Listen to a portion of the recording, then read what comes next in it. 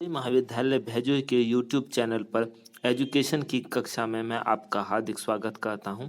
ये class BA third year के छात्र छात्राओं के लिए है। Paper second, measurement and evaluation in education, शैक्षिक मापन एवं मूल्यांकन। इस पेपर के अंदर हमने फर्स्ट यूनिट में मेजरमेंट मापन के बारे में, उसका अर्थ, उसकी परिभाषा जान ली थी। इसके अलावा हमने मूल्यांकन के बारे में, उसके अर्थ को, उसकी परिभाषा को समझ लिया था। आज हम इससे आगे बढ़ेंगे और हम मूल्यांकन का वर्गीकरण पढ़ेंगे कि मूल्यांकन को किस तरीके से बांटा जा सकता है, क्योंकि हम जानते हैं कि शिक्षा के क्षेत्र में मूल्यांकन का एक अहम भूमिका है, क्योंकि बालक के विकास को सही तरीके से दर्शाने के लिए वह कितनी मात्रा में शैक्षिक उपलब्धि हासिल कर पाया है, शैक्षिक उद्देश्यों की पूर्ति किस हद तक हो चुकी है, इन सब की गणना हम मूल्यांकन के द्वारा ही करते हैं। और मूल्यांकन के यहाँ पर प्रकार दिए गए हैं। इन प्रकारों के द्वारा शिक्षा के क्षेत्र में मूल्यांकन करने का कार्य किया जाता है। मुख्यतः मूल्यांकन को 3 भागों में विभाजित किया जा सकता है। यह मूल्यांकन 3 प्रकार के होते हैं। एक आंतरिक मूल्यांकन, दूसरा बाह्य मूल्यांकन, तीसरा सतत मूल्यांकन। आंतरिक मूल्यांकन से तात्पर्य ऐसे मूल्यांकन से है जो विद्यालय के अध्यापकों के द्वारा या कक्षा अध्यापकों के द्वारा कराया जाता है। ये मूल्यांकन आम तरीके से प्रत्येक विद्यालय के अंदर होता है। प्रत्येक विद्यालय समय समय पर अपने छात्र छात्राओं का मूल्यांकन करता है कि वह शिक्षा के क्षेत्र में किस प्रकार प्रगति कर रहे हैं। इसलिए वह साप्ताहिक रूप से या मासिक रूप से या अर्धवार्षिक या वार्षिक परीक्षाओं का आयोजन करते रहते हैं। जैसे कि हम जानते हैं कि 9th क्लास तक की परीक्षाएं विद्यालयों में विद्यालय स्तर पर ही करी जाती हैं। 1st से लेकर 9th तक की और इससे छोटी क्लासेस की, इसके अलावा 11th क्लास की, ये सारी परीक्षाएं विद्यालय स्तर पर होती हैं। ऐसी परीक्षाएं जिनका आयोजन विद्यालय स्तर पर किया जाए, मूल्यांकन का कार्य करने वाले विद्यालय के ही अध्यापक हों, तो ऐसे मूल्यांकन को हम आंतरिक मूल्यांकन कहते हैं। ये अपने आप में एक सही प्रकार का मूल्यांकन है, क्योंकि किसी छात्र के बारे में उसके अध्यापक से ज़्यादा कोई नहीं जानता, क्योंकि अध्यापक उन्हें पूरे साल भर पढ़ाते हैं। वो जानते हैं कि बच्चे का व्यवहार कैसा है, वो साल भर किस तरीके से प्रतिभाग कर रहा है, कैसे पाठ्यक्रम से आगामी क्रियाओं में प्रतिभाग कर रहा है। इसके अलावा उसका क्लास में किस प्रकार की उपस्थिति है, क्लास में वह एक्टिव रहता है या नहीं रहता है। ये सारी चीज़ें एक कक्षा अध्यापक से ज़्यादा या विषय अध्यापक से ज़्यादा अच्छा कोई और दूसरा नहीं जान सकता। आंतरिक मूल्यांकन इसलिए ज़्यादा अच्छा माना जाता है क्योंकि इसके अंदर विद्यार्थी का सही रूप से मूल्यांकन हो जाता है। लेकिन इसका एक दूसरा पक्ष भी है। कभी कभी शिक्षक जो है आत्मनिष्ठ हो जाते हैं। वो जो है कुछ छात्र छात्राओं को लाभ पहुंचाने का प्रयास करते हैं, या कुछ छात्र छात्राओं के कुछ गुणों के कारण या कुछ विशेषताओं के कारण वो जो है पहले से ही पूर्व धारणा से ग्रसित हो जाते हैं, जिसके वजह से वो जब उन्हें कम मूल्यांकन करते हैं तो मूल्यांकन की प्रक्रिया में उनकी पूर्व धारणा उसे प्रभावित कर देती है, जिसकी वजह से सही तरीके से उस छात्र का या छात्रा का मूल्यांकन नहीं हो पाता है। जैसे आसानी से देखने को मिलता है, अगर अध्यापक या विषय अध्यापक किसी बच्चे से नाराज है या आपस में कोई उनके मतभेद है, तो उसकी वजह से उसका खामियाजा मूल्यांकन के समय में बच्चे को भुगतना पड़ता है। इसके अलावा अगर कोई छात्र या छात्रा अध्यापक के प्रिय है या उसके साथ अच्छे संबंध हैं, तो उसका जो है मूल्यांकन करते समय वह आत्मनिष्ठ हो जाता है। उसकी परफॉर्मेंस उतनी अच्छी ना हो तब भी उससे ज़्यादा अच्छे अंक प्रदान कर दिए जाते हैं। इस प्रकार आंतरिक मूल्यांकन की एक कमी यह है कि इसके मूल्यांकन करते समय अध्यापक आत्मनिष्ठ हो जाता है, जिसकी वजह से वस्तुनिष्ठता का गुण समाप्त हो जाता है। जब किसी मूल्यांकन पद्धति में वस्तुनिष्ठता का या वैधता का गुण नहीं पाया जाए तो हम कह सकते हैं कि वह मूल्यांकन अपने आप में सही नहीं है। उस मूल्यांकन को स्वीकार नहीं किया जा सकता, क्योंकि वह बालक की वास्तविक स्थिति के बारे में बोध नहीं करा पा रहा है। ये मूल्यांकन तभी ही कामयाब होते हैं जब अध्यापक वस्तुनिष्ठता का उदाहरण दे, किसी तरीके से बच्चे से प्रभावित ना हो और मूल्यांकन करते समय आत्मनिष्ठता को दूर रखते हुए जो वास्तविक स्थिति है उसे प्रस्तुत करने का प्रयास करें। अगर ऐसा होता है तो ये सबसे अच्छे प्रकार का मूल्यांकन माना जाएगा। लेकिन सच्चाई यह है कि उत्तर पुस्तिकाओं की जांच करते समय अध्यापक आत्मनिष्ठ हो जाता है, जिससे इसकी विश्वसनीयता और वैधता में कमी आ जाती है। अगला प्रकार का मूल्यांकन होता है बाह्य मूल्यांकन। आंतरिक मूल्यांकन की कमियों को दूर करने के लिए ही बाह्य मूल्यांकन कराया जाता है।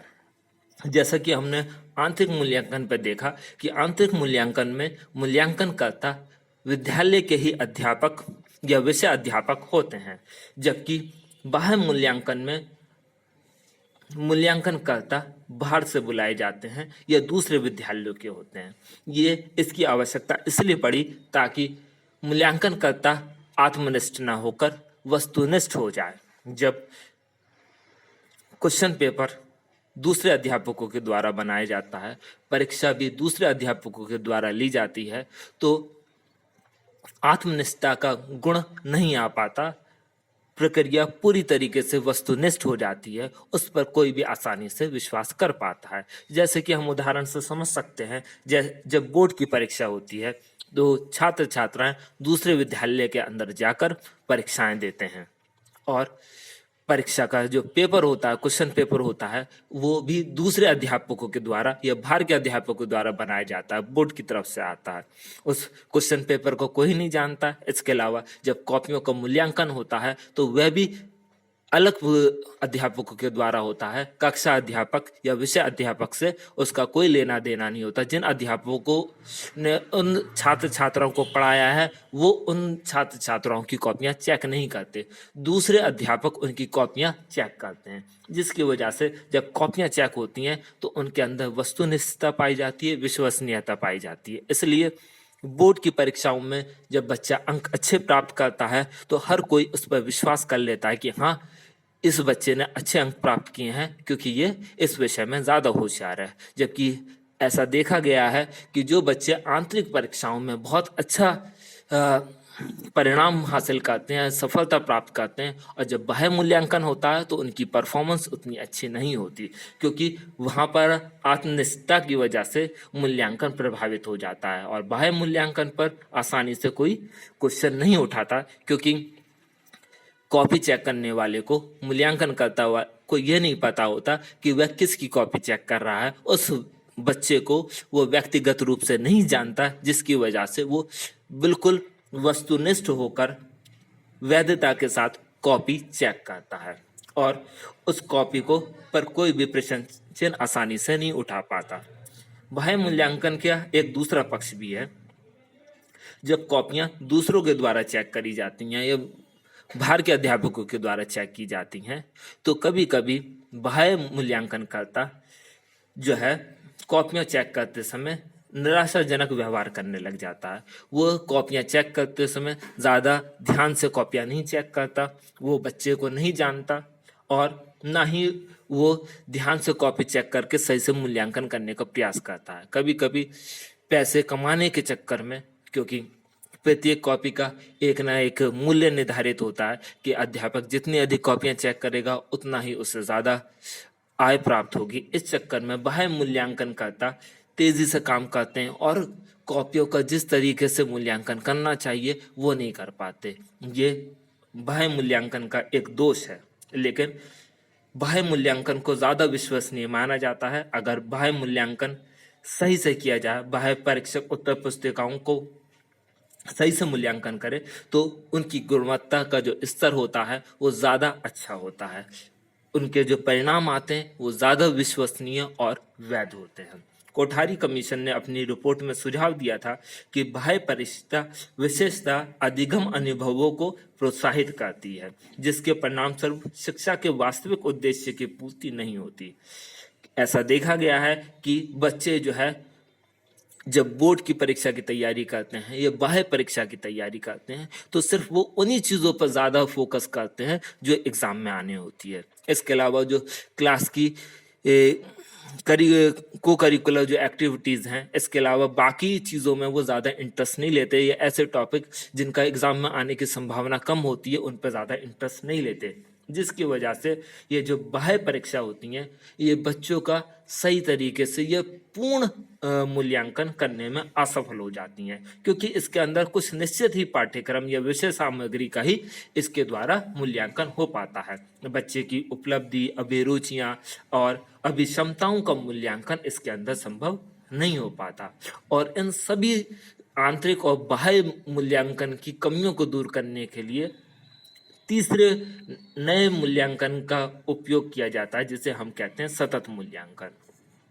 सतत मूल्यांकन के अंदर आंतरिक मूल्यांकन और बाह्य मूल्यांकन की जो कमियां हैं उन्हें दूर करने का प्रयास किया जाता है। सतत मूल्यांकन, जैसा कि नाम से ही पता चल रहा है, ये पूरे साल भर लगातार होता है, क्योंकि शिक्षा का उद्देश्य छात्र या छात्रा का सर्वांगीण विकास करना होता है। जब हम बच्चे का सर्वांगीण विकास करना चाहते हैं तो हमें एक ऐसी मूल्यांकन पद्धति का उपयोग करना पड़ता है जो बच्चे का सही से मूल्यांकन कर सके, पूरा साल भर उसका मूल्यांकन कर सके। सिर्फ ये ना बताए कि वो कितना अच्छे तरीके से रटकर एग्जाम से पहले अंक प्राप्त कर सकता है।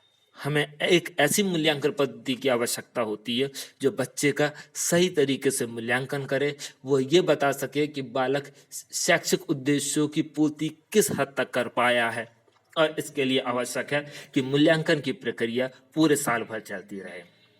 सतत मूल्यांकन पूरे वर्ष भर चलता रहता है, और इसी के कारण बच्चे के शारीरिक, मानसिक, सामाजिक, सांस्कृतिक, आध्यात्मिक, सौंदर्यात्मक अभिवृत्तियों का भी मूल्यांकन संभव हो पाता है, क्योंकि इसके अंदर आंतरिक और बाह्य दोनों प्रकार के मूल्यांकन के गुण होते हैं, और दोनों ही चीजों को इसके अंदर समाहित किया जाता है। इसके अंदर शिक्षक और छात्र पूरे साल भर सक्रिय रहते हैं, अपडेट रहते हैं, और लगातार अध्यापकों को प्रश्न पोषण फीडबैक प्राप्त होता रहता है, जिसकी मदद से वे अपनी शिक्षण पद्धतियों का सुधार करते हैं, शिक्षण विधियों का सुधार करते हैं, और बच्चों को उपचारात्मक, निदानात्मक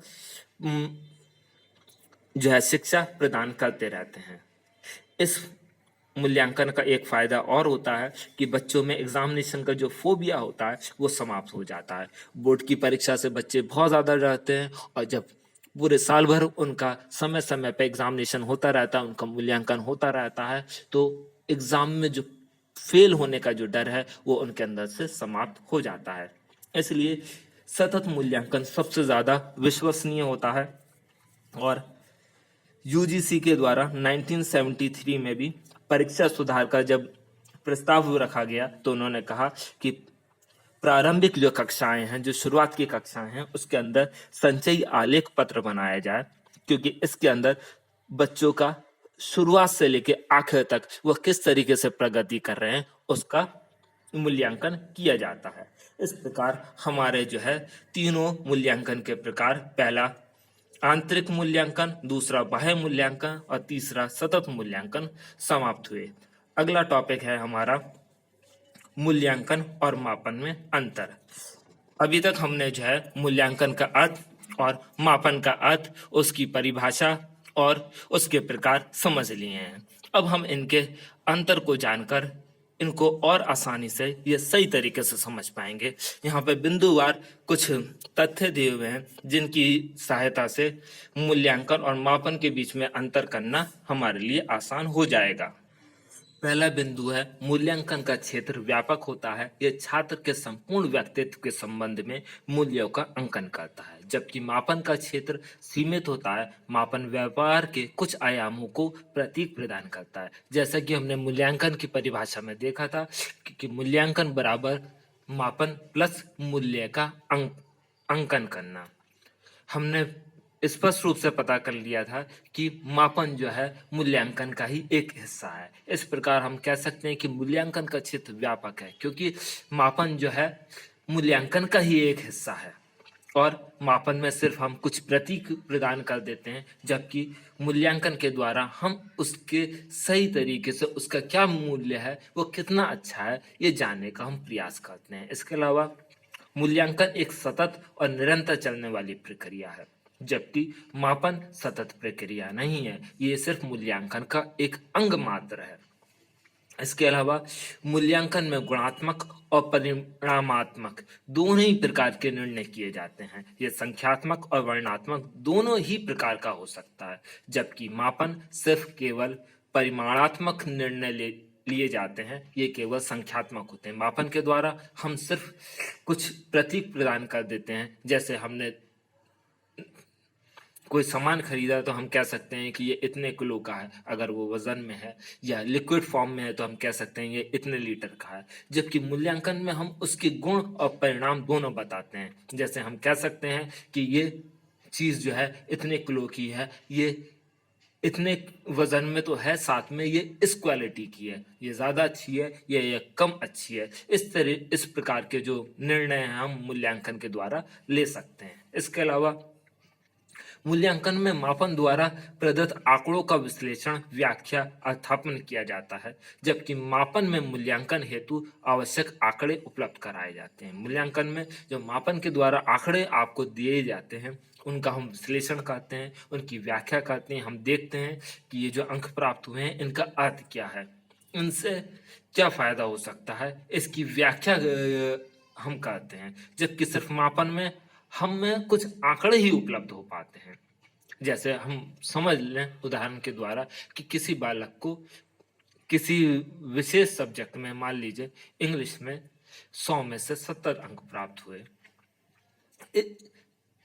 मापन के द्वारा सिर्फ अंक हमें पता चलते हैं कि उसे 70 अंक प्राप्त हुए हैं, लेकिन कक्षा में उसका क्या स्थान हुआ, क्या स्थान उसे प्राप्त हुआ, कितने बच्चे उससे आगे थे, कितने बच्चे उससे पीछे थे, इसका पता हमें मूल्यांकन के द्वारा ही चलता है। इसके अलावा मूल्यांकन द्वारा निदानात्मक और उपचारात्मक शिक्षण संभव है। मूल्यांकन के द्वारा, जैसे हमने पहले उदाहरण दिया था कि अंग्रेजी में बालक को 70 अंक प्राप्त हुए। अब हम देख सकते हैं कि ये 70 अंक प्राप्त हुए हैं, इसका बालक के लिए क्या महत्व है, वो क्लास में क्या स्थान प्राप्त करता है। अगर समझ लें कि आधे से ज़्यादा बच्चे 70 से ज़्यादा अंक लाए हुए हैं और बहुत कम बच्चे ऐसे हैं जिनके 70 से कम है, तो हम कह सकते हैं कि वो बच्चा अंग्रेजी विषय में कमज़ोर है। जबकि अगर ये स्थिति हो कि 70 अंक लाने वाले 1 या 2 बच्चे हों, तो हम कह सकते हैं कि वो बच्चा क्लास के होशियार बालकों में है, उस सब्जेक्ट में उसकी परफॉर्मेंस अच्छी है। तो इस प्रकार हम निदान भी कर सकते हैं और उपचार भी कर सकते हैं। अगर बच्चा किसी चीज़ में पीछे है तो हम उसे रेमेडियल क्लासेस देकर, उसका उपचारात्मक शिक्षण देकर उसकी शिक्षण कार्य को सुधारा जा सकता है अध्यापक द्वारा, और बच्चे को सही ढंग से शिक्षा दी जा सकती है। जबकि मापन के द्वारा निदानात्मक या उपचारात्मक शिक्षण संभव नहीं है, सिर्फ प्रतीक ही प्रदान करता है। इसके अलावा मूल्यांकन परिणामों के आधार पर छात्र के संबंध में हम पूर्ण सार्थकता के साथ भविष्यवाणी भी कर सकते हैं। जब हम मूल्यांकन करते हैं तो हम बता सकते हैं कि बच्चे की आगे कैसी परफॉर्मेंस रहने वाली है, वो जीवन में क्या कर सकता है। जबकि मापन क्या करता है, सिर्फ कुछ प्रतीक प्रदान करता है, उसके द्वारा हम कोई भी भविष्यवाणी नहीं कर सकते। भविष्यवाणी करने के लिए हमें मूल्यांकन का सहारा लेना पड़ता है। इसके अलावा मूल्यांकन के आधार पर छात्र के संबंध में एक स्पष्ट धारणा बनाई जा सकती है और कहा जा सकता है कि छात्र समग्र रूप से कैसा है। जबकि मापन के आधार पर हम छात्र के संबंध में स्पष्ट धारणा नहीं बना सकते। मूल्यांकन जब हम करते हैं तो हम बता सकते हैं कि बच्चा किस किस सब्जेक्ट में होशियार है, किस में वीक है, किस में उसे ट्यूशन की आवश्यकता है, किस में उसे ट्यूशन की आवश्यकता नहीं है, वो जीवन में किस क्षेत्र में आगे जा सकता है। मतलब छात्र के बारे में हम बहुत सी चीज़ें हम मूल्यांकन करके पता कर सकते हैं, जबकि मापन के द्वारा ये सारी चीज़ें संभव नहीं है। मूल्यांकन की प्रक्रिया में अधिक समय लगता है, अधिक श्रम लगता है, धन भी अधिक लगता है और साधन भी ज़्यादा चाहिए होते हैं। जबकि मापन की प्रक्रिया में ये चीज़ें हमें बहुत कम चाहिए होती हैं। मूल्यांकन जो है उद्देश्य केंद्रित होता है। मूल्यांकन का एक उद्देश्य है ये पता करना कि शिक्षा के क्षेत्र में यह शिक्षण प्रक्रिया के जो उद्देश्य हैं वो किस हद तक पूरे हुए। तो मूल्यांकन हमेशा किसी उद्देश्य को लेकर किया जाता है, जबकि मापन पाठ्य वस्तु केंद्रित होता है। सिर्फ हम किसी सब्जेक्ट में उसने कितना सीखा, सिर्फ स्पेसिफिक पाठ्य वस्तु में उसने कितना सीखा, ये जानने का हम प्रयास करते हैं। मूल्यांकन के द्वारा तुलनात्मक अध्ययन किया जा सकता है। हम बच्चों के बीच में आराम से तुलना कर सकते हैं कि कौन बच्चा कौन सा स्थान प्राप्त कर रहा है, किस सब्जेक्ट में कितने बच्चे होशियार हैं, कितने कमजोर हैं। इसके अलावा मापन के द्वारा तुलनात्मक कोई अध्ययन नहीं किया जा सकता।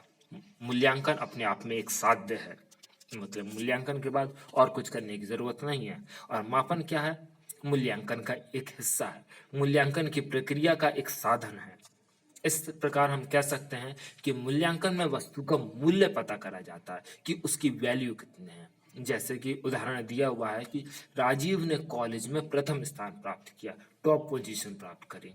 और मापन क्या हमें बताता है? सिर्फ ये बताता है कि राजीव ने बीएड में 90% अंक प्राप्त किए।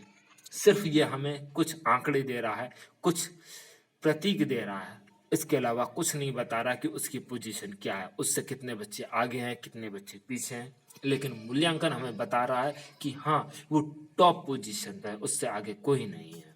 इसके अलावा मूल्यांकन की सहायता से तीनों पक्ष जैसे कि ज्ञानात्मक, भावात्मक, क्रियात्मक उद्देश्य, इन सारे उद्देश्यों का मापन हो सकता है। जबकि मापन के द्वारा सिर्फ हम ज्ञानात्मक पक्ष, बच्चे ने कितना सीखा, इतना ही पता कर सकते हैं। उसकी भावनाओं का, उसकी क्रियात्मक जो उद्देश्य हैं उनके बारे में हमें कुछ नहीं पता चल पाता। इसके अलावा इसके द्वारा शिक्षण अधिगम प्रक्रिया में सुधार किया जा सकता है, उसे और अच्छा बनाया जा सकता है, जबकि मापन के द्वारा ऐसा कोई कार्य नहीं किया जा सकता। इन सारे पॉइंटों के द्वारा अब हम मूल्यांकन और मापन में स्पष्ट रूप से अंतर कर सकते हैं। अब हमें पता चल गया है कि मापन जो है मूल्यांकन का ही एक हिस्सा है, वो बहुत छोटी चीज है और मूल्यांकन अपने आप में व्यापक है, उसके अंदर मापन समाहित है। हम कोई चीज कितनी अच्छी है इसका पता हम मूल्यांकन के द्वारा लगा सकते हैं और उसकी मात्रा कितनी है ये हमें मापन के द्वारा पता चलता है। इस प्रकार हमारा ये टॉपिक मापन और मूल्यांकन समाप्त हुआ। धन्यवाद।